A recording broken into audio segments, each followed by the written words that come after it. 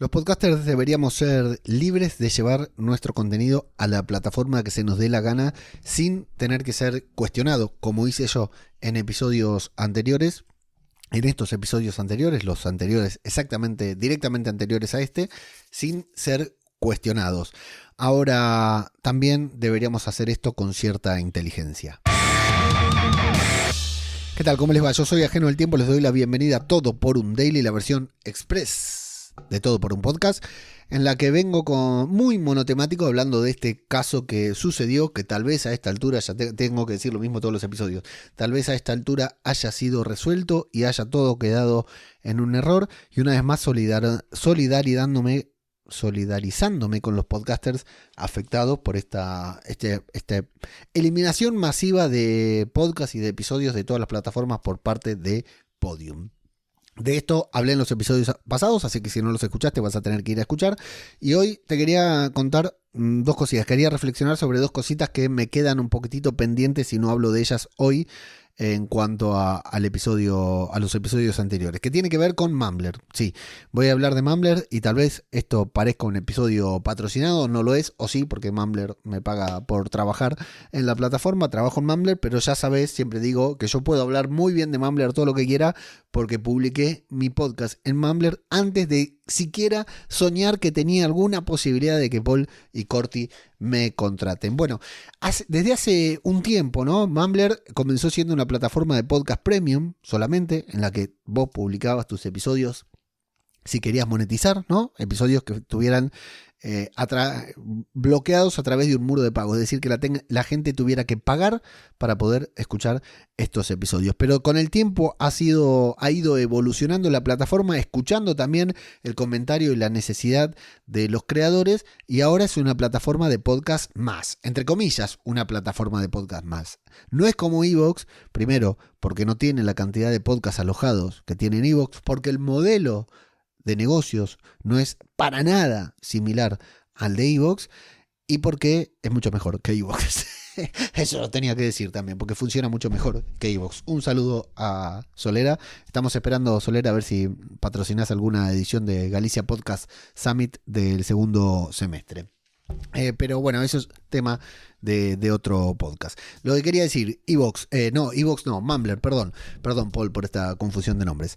Lo que quería decir, desde hace un tiempo, como Mumbler ahora es una plataforma de alojamiento de podcast que integra diversas funcionalidades que también ya he contado en varios episodios, sino que no quiero centrarme hoy en eso, está abierta a que cualquier podcaster pueda publicar su podcast. En particular, ¿quiénes lanzan su podcast en Mumbler? Bueno, gente que quiere profesionalizar su contenido, ¿no?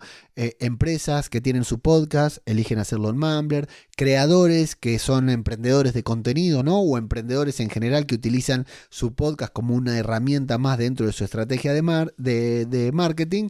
Bueno, como Mumbler tiene muchas funcionalidades muy interesantes para ese fin, lanzan sus podcasts, audiocursos, audioseries limitadas directamente en Mumbler. Este es el perfil. Si bien lo puede, si yo mi podcast el que te hablé la semana pasada de la selección argentina, también lo lancé en Mumbler y lo tengo allí, pero claro, no entra dentro de ninguna estrategia, pero podría, si yo fuera un periodista deportivo, por ejemplo, ¿no? Bueno, ¿por qué te decía? Porque desde hace un tiempo con Paul estamos en una cruzada de tratar de convencer a la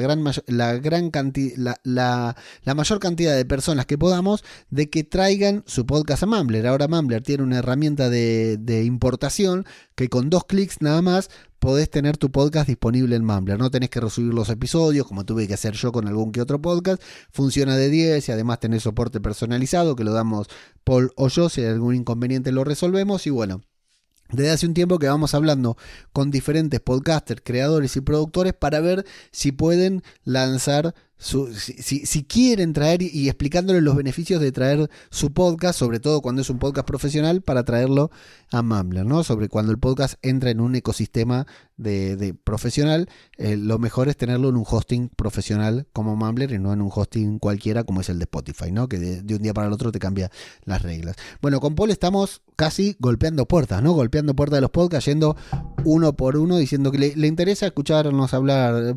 Tiene 5 minutos para escucharnos hablar de Mumbler. Parecemos más o menos eso lo que estamos haciendo con Paul Rodríguez. nos da mucho resultado porque el contacto persona a persona es mucho más efectivo que publicar un tweet o un reel de Instagram. Pero claro, mientras en los episodios anteriores te hablaba de las estrategias de Podium, de Podimo, de Evox Originals, de reclutar podcasts para traerlos a sus plataformas, digo, bueno, al final tengo que marcar la diferencia de por qué con ciertas empresas me parece mal y con Mumbler no me parece tan mal. Bueno, primero, claro, porque trabajo en Mumbler, ¿no? Porque estoy dentro del proyecto y si no estuviera dentro del proyecto, o sea, te lo voy a resumir así.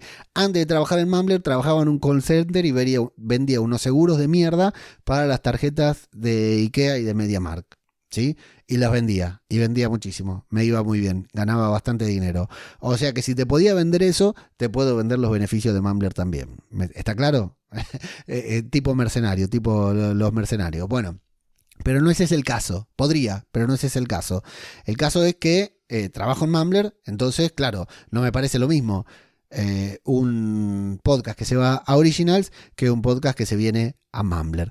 Pero la realidad es que la plataforma está creada con otra idea. La plataforma está creada con la finalidad de que los creadores siempre conserven el completo control de sus contenidos, de su audiencia y de su base de datos.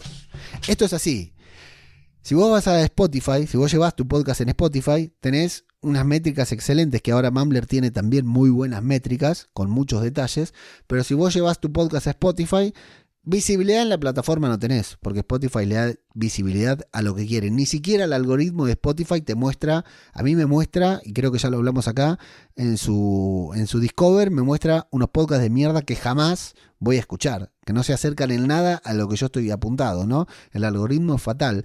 Te muestra los podcasts que ellos quieren mostrarte. No sé si incluso pagará por mostrar esos podcasts. Siempre cuento el caso que cuando grabamos el podcast de WandaVision, cuando empezó WandaVision con podcast cinematográfico de Marvel, había un episodio que salía, otro podcast que salía primero. Vos buscabas WandaVision y en español el primero que te salía era ese episodio, ese podcast. Tenía un solo episodio publicado, que era la previa de WandaVision. Nosotros antes de que se estrenara la serie ya habíamos grabado 5 podcasts sobre la serie. Y después hicimos 2 episodios por cada, 2 reviews, 2 podcasts, publicamos 2 capítulos de nuestro podcast por cada episodio de WandaVision. Y nunca logramos estar arriba de ese podcast que había grabado un episodio antes de que se estrenara la serie. Indescifrable el algoritmo de Spotify. Lo que iba a decir, Mumbler es una plataforma que está creada para que los creadores sean dueños de su contenido siempre. Vos entrás a Mumbler hoy, traes todos tus podcasts, toda tu audiencia, lo que fuera, y te podés ir mañana. Además, los podcasts que se publican en Mumbler se pueden escuchar en absolutamente cualquier plataforma, ¿no? No necesariamente tienen que ser cerrados, privados. Y segundo, que todo, segundo o tercero, ya no sé, absolutamente todo el control de tu podcast pasa por vos. Episodios públicos y privados. Si generás ingresos a través de donaciones y todo, está todo en el dashboard, en el panel de control tenés absolutamente todo. Audiencia, cualquier persona que se apunta a tu plataforma, a tu podcast, es tuya. Tenés el email, eso no te lo da nadie. Vos estás en una web, no sabés quiénes son tus visitantes.